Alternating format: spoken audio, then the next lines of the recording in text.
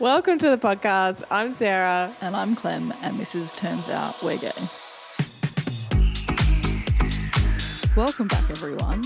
Today we're going to be talking about being open in relationships, which is something that Sarah and I both think is extremely important and a really valuable part of a relationship. We're going to talk about all things poly. We're going to get a bit more info from Sarah about that. We're going to talk about being open with your communication and allowing growth and adapting to people growing and going through different stages of life. We're going to talk about trust and we're going to talk about making sure that we don't judge other people. Yeah. Because I think first and foremost, a lot of this does come down to not judging other people. Yeah, absolutely. We don't want to judge each other, but also what we do in our relationship is our business and it's our life, and what other people do is theirs. Yeah. And to that, there's no right answer. Everyone has their own way of doing things, and I think you need to respect that. Absolutely. So we're going to be talking to your experiences, particularly in the first part of this episode. And I think that's the most important thing, is this is your experience. This is your opinion. This is your breakdown of what you lived and your truth. And it doesn't mean that this is the same for anyone else that does poly or has been in poly and whatnot. Yeah. So that's really important, I think, for people to know. Yeah. Yeah. I think also, just to set the scene, we're sitting on a couch today. We've got a different background, if you haven't noticed. That's because that's where we feel the most comfortable to have our open conversations. And so if you see this and you see us just chilling on a couch, that's why. Yeah, absolutely. I think we wanted to be really comfortable so that we're as open as we can be in this conversation. No pun intended. So polyamorous, poly for short, I think is the normal social conversation. People just say poly, but there is different interpretations of poly. So not to disclude all of that goes into it. I think let's just blanket rule poly means polyamorous and all the things that go into that. And another blanket rule is that open relationships are different to polyamory. And I think that's important to mention. So if we're talking about open relationships or polyamory or what have you, just be clear that they are different and they do come with different rules and things. So I just want to set that, because I know with the internet that people will go, well, that's not what that means. But when I talk, I'm talking to a polyamory relationship. So just to set the scene. Yeah, absolutely. So tell the listeners then what, in your eyes, as we say, these are your opinions, your truths, your life. What do you believe polyamorous is? Polyamory, for me, is the ability to love more than one person. Not just love, actually. It's more than that. It's the ability to have multiple connections and not to be in one relationship. That could be sexual, emotional, friendship. Friendship not so much, but in some polyamory relationships there are, relationships that don't have a sexual connection and it's a bit more friendship, romantic. It's the ability to grow on that, and you see things like polycules where people have a whole map of who's in a relationship with who and what that relationship is and things like that. So it can get quite wide, but people who are polyamorous have the ability to love the connection with multiple people. And I think the best description that I've had with polyamory is that you'll find in polyamorous relationships that each partner that one person has gives something different. Probably not the best way to explain it, but could be that I have a husband with kids and, that's my relationship with that person, but I'm also queer and I want to have a girlfriend, and so my husband can't give me that, so then I have a girlfriend, and then that girlfriend is long distance and I also want somebody closer, and so I'm able to build on that connection. But it could also be that someone's love language is touch, but my love language is an act of service, and so the ability to find somebody that also has that. And so polyamory is quite deep in having those different connections, and that each partner is offering something different was something that I really learnt along my journey. So that's my interpretation of polyamory. But as we talked about with a recent friend, polyamory, I think, has its own rules in every relationship. So what polyamory was to me will be so different to another polyamory person listening, and it will be so different to their polycule or their relationships. So you sort of write your own rules and your own boundaries as you grow, and you can't, two polyamory people doesn't mean that they're going to be together, because they might not actually have the same understanding of polyamory and boundaries and things like that. Yeah, absolutely. It's funny, that word polycule, I've never heard that before. That's No, really? It's so interesting to look at, because I wouldn't say that I was in a polycule, although technically you could call it that. But polycules, that TikTok you showed me recently of that girl that does like the screen with all the maps of like the drama. It's kind of like the that. lesbian drama. The lesbian drama. I actually love her. Yep. Yeah. It's kind of like that. Like you literally will see someone be like, okay, this is Bob, and Bob has a boyfriend, John, and John's also married to Lisa, and Lisa has a boyfriend, Jeff, and Jeff actually likes Bob, and it's the L word map. It's the L word map. It's literally the L word map. Yeah. It's so basically all lesbians are polycules. I'm kidding. Much. Somehow they're all connected. Well, so I am going to put it out there and say that the lesbian community is one giant polycule. I mean, I don't think people would disagree, honestly. Yeah. But some polycules live under one roof. So they might have, 12 kids to like 3 different sets of parents, and those parents are all intertwined with each other and it works for them. If you don't want to define it as a polycule, that's fine. But a polycule is a pop word of defining your multiple relationships. Is a polycule of people who are all connected to each other in that relationship. Perfect. So do you think that if it was just you and your partner and then you both had other partners, is that still a polycule or not really? Technically, yes, it would be a polycule. I see a polycule more so as like multiple connections that all link in together. Mm-hmm. But I think the polyamorous community would probably say that a polycule could be anyone that's linked to one person in the relationship. Yeah, right. Okay, so talk us through what made you choose to do this. So this came out of nowhere. I came out to my ex-husband on a trip away and said, I know that I'm attracted to women, and he was incredibly supportive in that moment and said, if you need to go and explore, if you want to date women, if you want to do all of those things, I support you. What does that mean for us? And at the time, I was still very much committed to being in a relationship with him, but I felt really weird about going out and doing that. It feels like cheating to go out then and explore that, and what does that mean?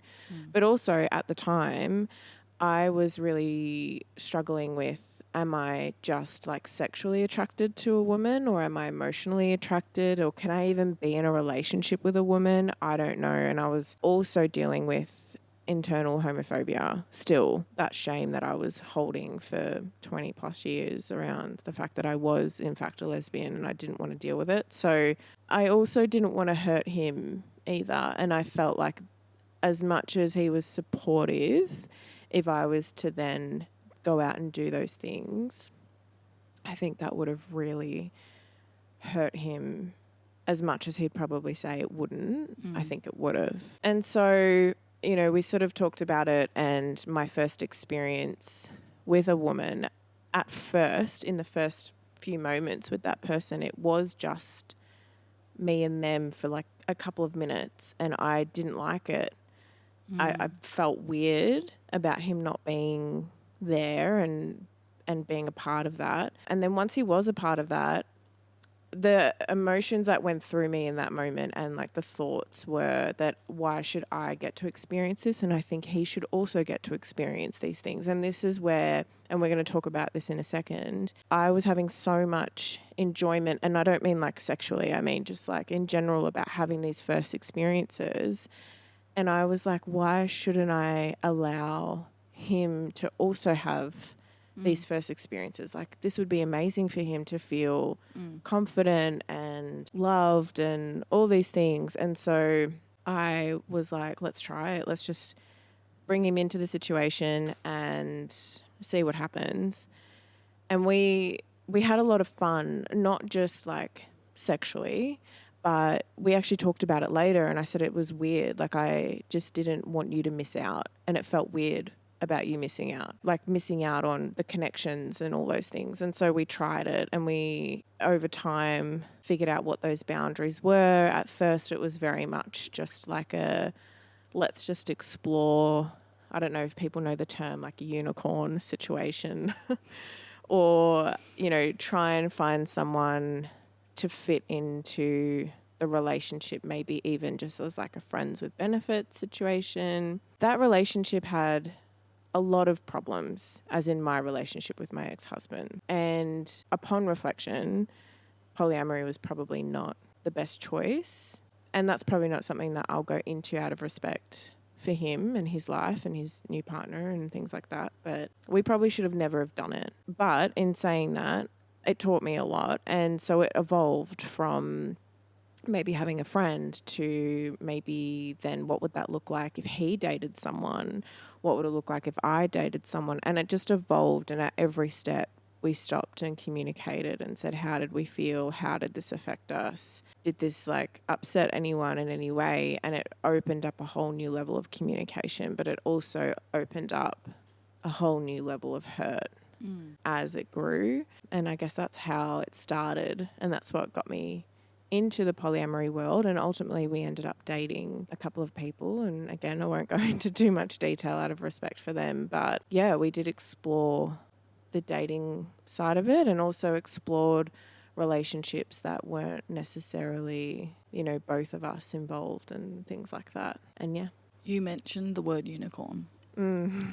Now, I have mixed feelings about this whole term. Me too. My experience with that word is that it came up on a lot of dating apps for me, and I find it frustrating when I am a lesbian and I'm looking for other lesbians or bi girls or whatever. Certain people are open to polyamorous situations and whatnot, but I think it needs to be so clear in your profile. Yeah. And polyamorous people might feel differently from the community currently, that they don't feel like they have to give that information up. But I just feel like when you're going to be getting into a situation which involves more than one person, I think out of respect that needs to be really clear at the start. I have a few thoughts on this, and I know we're going to talk about the term unicorn later and like, you know, those types of things, but we were very clear what we were. Like, we did not hide that at all to anyone, but I can totally understand where you came from, because we came across it too, where we would be talking to someone and it would turn out they would have a boyfriend, and they were like, well, let's just like all get together. And it was like, well, that's not what we're here for. But I think you'll also find people in the polyamory community find the term unicorn really frustrating as well, because polyamory is not just a couple looking for a threesome. It's actually not even that. Like, it's so much more than that. That is a different, I don't even know what branch that falls under, and that's how we started. And it took a lot of learning to realize that that's actually not at all what it is, or what is involved in polyamory is not just like getting a unicorn and having a threesome. Like, that is like 2% of what polyamory is. And I think that if you're not clear that you want you and your partner to be involved, then that is concerning. You need to be so clear about that. You can be polyamorous and you don't need to disclose that. But that is you as an individual. I'm polyamorous and I'm coming to you and saying, yes, I have another partner. They're not involved, but I am polyamorous and I have another partner. Sure, that conversation can happen at some stage in the early dating conversations and seeing if that's something that someone else is comfortable with. But if you are a couple on Tinder or Hinge or whatever, and you're not clear about it, and you're talking to a girl or a guy, and you are hoping that you can convince them to come into a threesome and potentially more, you're almost you're forcing your thoughts and the way you live onto someone who doesn't practice that. And I picked that up quite early in what we were trying to do. So I actually really backed off wanting to do that, and like really backed off the whole like, oh yeah, let's just get a girl over. Like I hated it because that's not who, firstly, that's actually not who I am. I'm not someone who will just hook up with someone randomly, but also it just didn't fit in with what I believed polyamory was. So just a PSA, if you're a couple and you want another person and you want to have a threesome, pop off queen, do you, but be clear about it. Because that other person might not want to hook up with your boyfriend or your girlfriend and is talking to you and not expecting the fact that there's another person that they're about to get to know. That's not cool. On this, I've had this conversation with a few friends of mine who have talked about, you know, potentially opening their relationship up to like threesomes and things with other girls. So like they might be in a hetero relationship and them and their partner have said, oh, you know, let's have a threesome with a girl. And I've said point blank to that person, are you interested in women? Do you like women?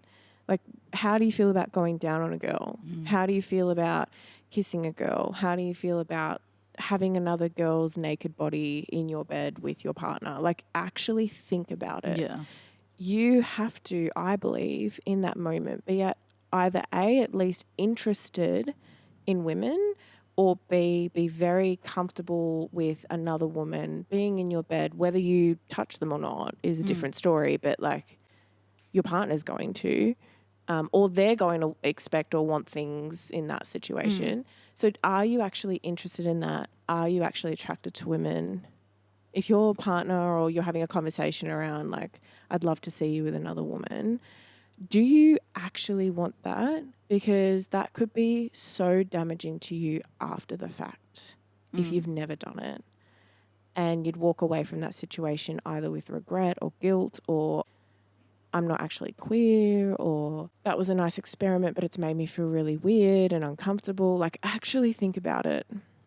Because yeah, I think that can be damaging to you, and it can also be damaging to the person that's getting involved as well. Yeah. Just on the unicorn topic. And we could talk about the unicorns for ages because I have a lot of thoughts on it. But unicorns can also be someone that is actually fully in your relationship and a girlfriend or a boyfriend or whatever. They can be more defined than that. But I think from like a social, what we see, it's very like, come and have sex with me and my partner. Like that's kind of how it's presented.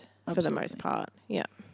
Yeah, I think that's just what I struggled with being a lesbian, and then not having that up front and a couple of messages in or a couple of, you know, days of talking, then they say, oh, well, I have a husband and we want you to come over and be with both of us. And I'm thinking, and especially because some of the apps actually let you put labels on. Yeah.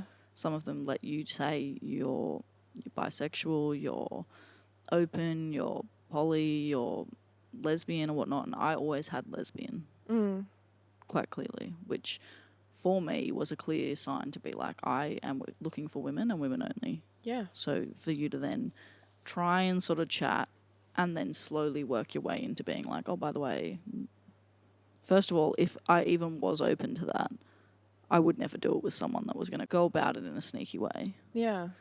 But I think this brings us to the next topic, which is open communication, not only obviously with your partner but with other people, because like you say, the poly situations involve more than just two people. Yeah. So yeah, I think that topic made me think about communicating with other people in those situations as well. But let's move to just open communication within a relationship. We both very strongly believe that you want to have a safe space in a relationship and be able to talk about anything. And I think I love when you talk about how you went to your partner at the time and he was really understanding and calm about it and open to hearing you out and hearing what was going through your head. And my partner was the same when I ended up coming to him with me being attracted to women and stuff like that. How important for you, not in your past relationship, but just in general, is open communication in a relationship? It is the most important thing to me. I think that if you can't create space for your partner to be open and talk about their feelings. And I'm not just talking about the little things, talking about the hard things. And you create a comfortable space with no judgment, and you put your own emotions and feelings aside towards whatever they're coming to you with. If you can't do that, then I feel your relationship's really going to struggle, and you're going to come up against some really hard blocks of not being able to get past certain things, or something comes up and you're constantly bringing it up over and over and over and over again because you just can't move past it because you didn't have an open conversation when it happened. It is the most important thing. And before I went into polyamorous relationships and things like that, I would say that I was someone who, although I was pretty easygoing for the most part, I think you would say I'm pretty easygoing in general. You're so uptight. But I would get jealous over little things and jealous over, someone looking a certain way or a girl in an inbox or whatever. Going into polyamory taught me a lot around working through those feelings and understanding that most of the time those feelings are internal and they're a you issue. And when you actually get to the brunt of it, it's not to do with the relationship and it's not to do with, those things. So I worked incredibly hard on that. And that's what Poly taught me. And Poly taught me more than anything, over communicate. Communicate exactly how you're feeling when you're feeling it. Try not to hold things in, even though naturally we do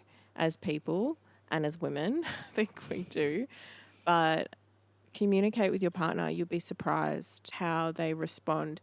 If they respond in a aggressive, angry, upset way, learn the ability to control that and remove yourself and come back to the conversation and continue to practice openness, because it will evolve your relationship to a whole new level.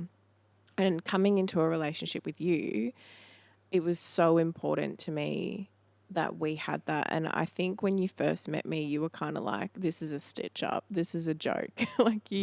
There's no way that you're cool with having these conversations or whatever. But I am. And we still do have conversations about exes or people that you've hooked up with or I've hooked up with, or, I feel like we can talk about anything. And even if either of us have a feeling towards that, whether it's jealousy or anger or whatever, it's not brought into that conversation. That is dealt with separately, and we talk about it to the point where we're both comfortable with whatever it was, and then we put that away and we move on with our lives. And I don't think we've ever brought anything up again. No, I agree. I think that's the biggest thing. And I think obviously we're talking to our experience. Some people don't communicate and they're not comfortable with it, and they find a partner that's the same boat and it works well. But it's funny when you said something like, my biggest piece of advice is to over communicate, because that is something that I have had in the past been told to me, that I over communicate and it's an issue and it caused a breakdown of things and whatnot. So for me, 100% I thought that was a bit of a stitch up, or that it was too good to be true or whatnot when I met you, because I would talk to you about my feelings, or I would hold things back and you'd pull things out of me, which is never the case. It's always the other way around. And I was sort of like, this person is really open to talking and about anything, and they're happy to hear me be upset about something. One of my biggest things is I'll always ask you a question. I'll always say, you feeling all right? How did that make you feel or whatnot? And people in the past have just been like, why do you need to always ask me, and things like that. I feel like there'd be way more issues with a partner that doesn't want to communicate than someone that is maybe communicating a little bit more than you would ideally like. So that was really refreshing for me. And it's quite funny. We did talk about a lot at the start, and we still do, but there obviously isn't much to really update each other on as we go at the moment. And on that, there was something that you said to me a couple of months ago that really stood out for me, and it goes into the whole topic of being secure and all of that as well, is that you said something like, as much as we have our rules and boundaries like any relationship does, and we are committed and we're monogamous and all of these things, one thing that you've learnt from all your experiences is that you don't want to ever make someone feel like they can't experience firsts again. Yeah. Whether it be someone hitting on them or telling them they're attractive, there's not going to be that volatile jealousy. Of course, we're both going to get jealous at different things. That's natural human instinct. But the other day we're at the cafe and a lady came up and said, I'm just so attracted to her. Said it to you about me. Yeah. And you were like, pop off, queen. I was so excited. And you were my biggest cheerleader. Yeah. And that was it. You know, we laugh about it because I was literally just smiling and looking at you and talking to you. Yeah. And things like that happen. And you're so positive and you're so Yeah. here for it. And I think that was a big thing for me. Both of us aren't the type to want to settle down. Location, life, career.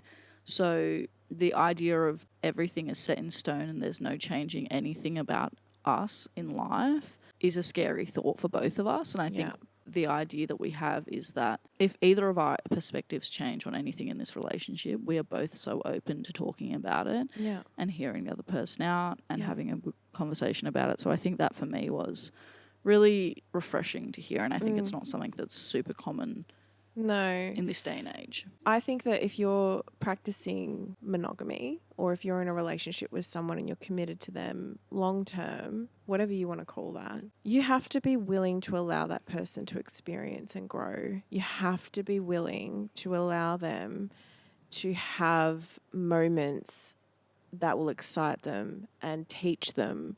You're still learning. I'm still learning, but as your partner, I need to promote the fact that you're still learning and growing as a person. You're still so young. I'm still so young.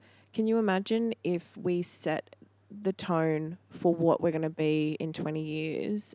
Between now and 20 years would be the most boring 20 years of our life. I want you to say, I want to go to Coachella when you're 45. And I'd be like, pop off, let's go. Like, I would never want to restrict you from experiencing so many different things. And that is also going to come out in like little flirty conversations. A girl thinks you're hot.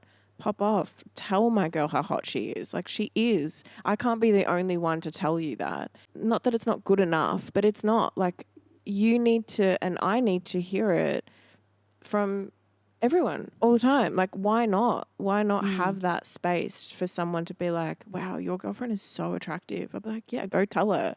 Say it to her face. Like, I trust you so deeply that someone giving you those first experiences or those excitements or things like that is not going to get in between our relationship. And that, I think, is different to people who practice really restrictive things around, like, you can't compliment or you can't do this or whatever. Like Mardi Gras, I didn't even know where you were half the time. Half the time I found you having a little boogie in the corner with a group of your girlfriends that you like have known, and I'm like, oh, she's fine. Yeah, cool. I'm gonna go up to level 3. Like, you were not on my mind as something to worry about at all through the whole night. And the same vice versa. Like, we disappeared from each other and appeared, or squad split up and people went different ways and whatnot, and it was just neither of us were like, what is the other person doing? Exactly. Because we just have that freedom to just be. Like, okay, someone might offer you a drink. You could even take it, like, whatever. Yeah. At the end of the day, we'll slip in a couple of sentences later, oh, my girlfriend, blah, blah, blah. Yeah. It's all sorted. Yeah, exactly. There's no worry there at all. And I think when you have such a restrictive relationship, and that's fine if it works for you, but when you do, I think that's when things like not cheating but boundary crossing happens, because people are really like craving just having those moments of feeling like, oh, it's nice to have someone call me sexy. Well, I felt incredible when the waitress I was like, pop said off. I was attractive. My gosh, it was so fun. Like, it was so fun. And we were for giggling you. about it all day. Like, it was an exciting moment and it was fun. Some people would sit there being like, I can't believe they did that, and what were you doing to make them do that? And I was like, you were literally just existing. I was existing, quite frankly. But also this brings me, like, we're saying that this is what works for us and this is what we encourage for other people. However, that doesn't mean that it's for everyone. But one thing I will say is that we don't judge. No. We do our very best to learn all about other people, but we don't judge things. And I think when you are either poly or monogamous or whatever it might be, just understand that that's your way of life and it's not everyone's. No. And just as much as some people might, you might get frustrated by homophobia or things like that, judging people on their way that they live their life is pretty similar to that. It's hate. In the end of the day, it's hate. Yeah. So if you're hyper monogamous, as we like to say it, and you're really stuck in your ways, that's fine. But to call people out and be like, oh, all lesbians, no one wants monogamy, no one wants this, and all I want is this and whatever, and that's like pop off, do you? But I think you've just got to be really careful, and we say this about so many things, is the wording you use to make people feel like they're doing the wrong thing if they're not doing what you want. Exactly. And that relates, like you said, to everything. It's not just like polyamory or being a lesbian or whatever. People wouldn't know that this is who I am. You didn't know that this is who I am when you met me. I'm not going to shove it in someone's face and say you have to allow your partner to be complimented by another person. No. Like, no, do what works for your relationship, but just don't feed it into other people's lives, because everyone is happy in themselves and how they live and things like that. I think that the way that I am and our beliefs, it works for us, but I think it might also make people like really think about why are you jealous? Yeah. Like, are you jealous because you're not feeling good about yourself? Maybe just ask yourself why. Are you jealous for that? But I think also, are you jealous because of the behavior of a partner? Are they doing things to either trigger? I've had an ex before that literally would do things to get a reaction out of me because it made them feel more secure. It made them think, oh, she wants me. I think that's the thing, is break down why you're feeling like that. If you're happy the way you are, then pop off. Yeah. Like we say, do you 100%. We're not sitting here saying that we know everything in any way, shape or form. This is what works for us. Yeah. And we encourage you just to break everything down and have a think about everything. We've really just absolutely dumped a lot of information in this one. And if you want more episodes like this where we talk about like openness and communication and relationships and things, please, and polyamory, I would love to bring a polyamory person in who practices that and can talk on their experiences. There is a space for everyone. So if that's something that you want more about, you just let us know. I got a little bit confused then when you said you'd want to bring a polyamory person in. No. And I would like to be clear. Actually, this is the last thing we're going to finish on. Okay. We are monogamous. We obviously practice, openness and experiences and things like that. We are monogamous. I am monogamous right now. You are monogamous right now, I hope, please. You are correct. Perfect. I am monogamous. Great. And that is, for me, I have had both. This is who I am. And I'm very comfortable in it. And I think that's okay. It's okay to just be who you are. And I think experiencing both, I'm very comfortable with where I'm at now.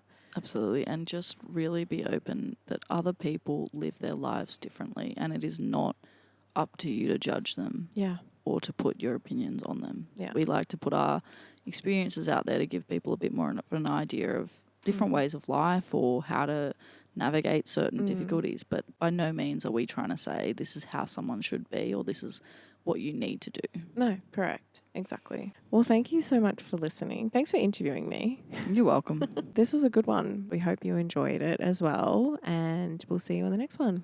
Absolutely. We also would love it if you could rate the podcast if you're enjoying it. If you got to this point. If you got to this point, you must be. Please. Spotify, go and rate it. Apple Podcasts, go and rate it. 5 stars only. If it's anything under 5 stars, can you send us a message and let us know why? But also, there's little like boxes at the bottom of the podcast that says, what did you feel about this podcast? Sometimes we have a little question in there. We would love for you to go and pop your like thoughts, feelings, or we're loving the messages that are coming through. We've had so many cool messages about people's like experience with the podcast and how it's changed some lives, which is really cool. So feel free to send either the TOWG Instagram is best inbox. We are on it all the time and we're checking it as much as we can, or send Clem or I a message privately and we'll do our best to even tell me how attractive I am. Go and tell Clem how attractive she is. Maybe if one or two of you could come and tell me how attractive I am. Watch your inbox absolutely explode now. But go and tell my girlfriend how hot she is, and we'll see you on the next one. See ya. Love you. Bye.